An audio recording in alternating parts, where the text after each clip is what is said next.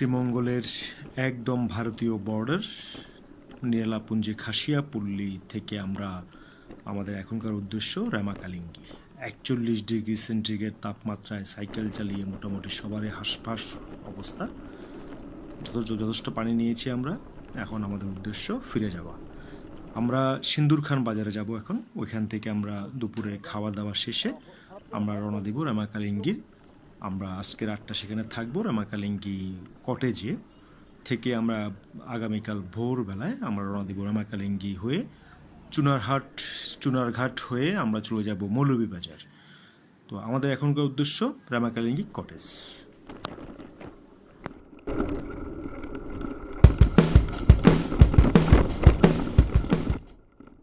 ফিরতি পথেও আমাদের পেরোতে হচ্ছে বেশ কিছু আঁকাবাঁকা রাস্তা, সরু রাস্তা, কোথাও পিচ ঢালা, কোথাও বালু, কোথাও ইট।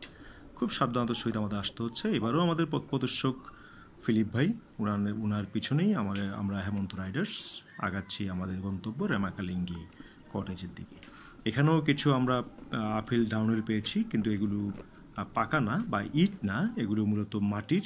বর্ষাকালে বা বৃষ্টি, আমরা ধারণা করেছিলাম বৃষ্টি হবে, কিন্তু বৃষ্টিটা আসলে হয়নি, যে কারণে এই পথগুলো বেঁচে গেছে এক থেকে। নাহলে কাদা দিয়ে একদম আমাদের সাইকেলের অবস্থা 12টা বেজে যেত। তো এখানে এই আপহিল এবং ডাউনহিলগুলো খুবই সাবধানতার সহিত আমরা পার হতে হচ্ছে। একই নিয়ম, একইভাবে আমরা সবাই আগাচ্ছি।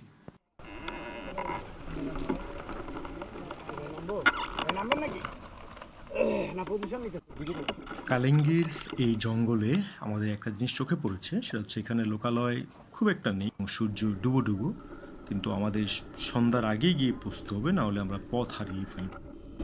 যে কারণে সন্ধ্যার আগেই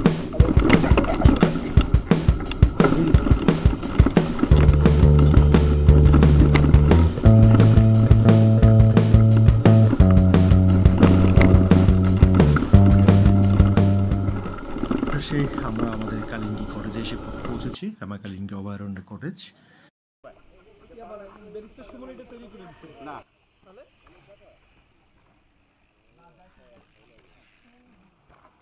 এই ভিডিওটা আমাকে দিবেন।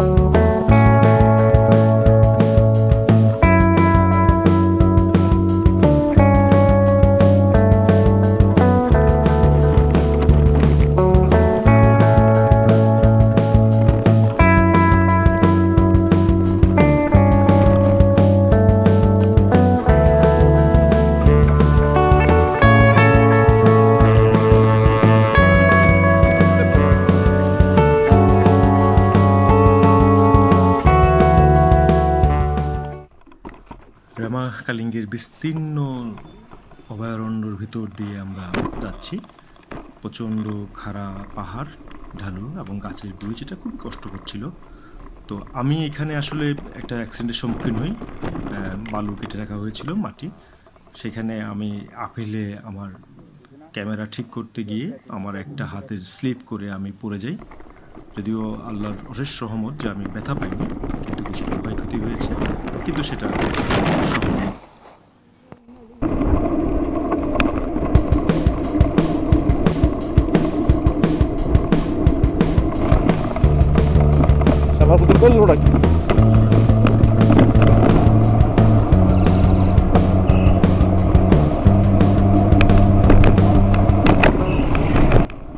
So beautiful, so elegant, just looking like a wow.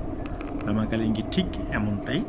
এখানে না আসলে এই সৌন্দর্য ভিডিওতে বা বলে বোঝানো যাবে না।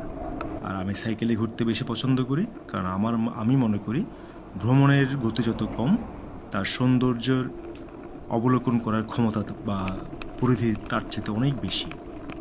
আমরা রামাকালিঙ্গি থেকে বের হয়ে আমরা এখন চুনারঘাট থেকে আমরা চলে যাব মৌলভীবাজার, দেন আমরা রাইড শেষ করব।